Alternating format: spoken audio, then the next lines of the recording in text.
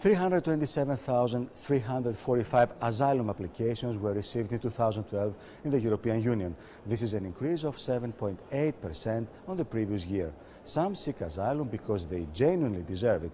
Some do not deserve it and try to enter at any cost, abusing the existing system. There is obviously a need for the Union to get a system which ensures procedures for processing applications and which is not open to abuse. The Common European Asylum System is provided for in Article 78 of the Treaty on the Functioning of the European Union. It provides that the Union shall develop a common policy on asylum, subsidiary protection and temporary protection with a view to offering appropriate status to any third country national requiring international protection in accordance with the principle of non-refoulement and the 1951 Geneva Convention on the Status of Refugees. Based upon those views, the Committee on Civil Liberties, Justice and Home Affairs has voted on the reports on minimum standards on procedures in member states for granting and withdrawing international protection. The shadow rapporteur was Monica Hohlmeier, and one by Monica Macovei on the establishment of Eurodac, a database for the comparison of fingerprints. These reports comprise the second phase of the Common European Asylum System. Mrs. Macovei explained how the system works. Eurodac is a database where we have three categories of fingerprints, all coming from people from third countries.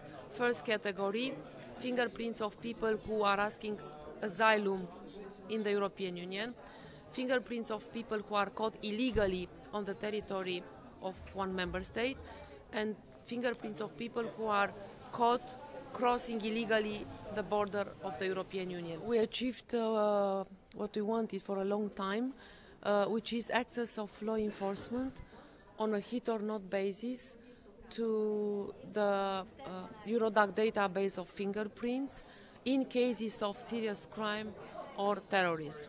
The proposal on the minimum standards on procedures in member states for granting and withdrawing international protection falls within the policy plan on asylum, which provides the second phase of the Common European Asylum System.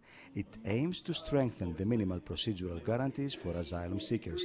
The final text endorses some initial key points of the EPP Group, said Monica Hohlmeier, EPP Group's shadow rapporteur on the issue. The main access for the EPP Group is that on the first step we achieved standards, minimum standards that guarantee a fair procedure for every asylum seeker.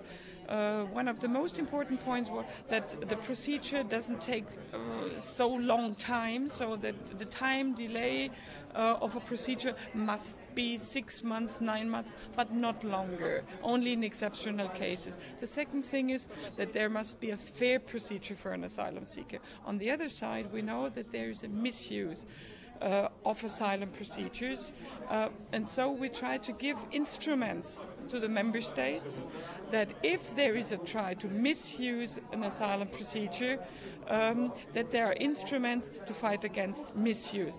With the application of these new rules, the EPP Group has set out two targets: to boost security for Europeans, but also to ensure the protection of asylum holders.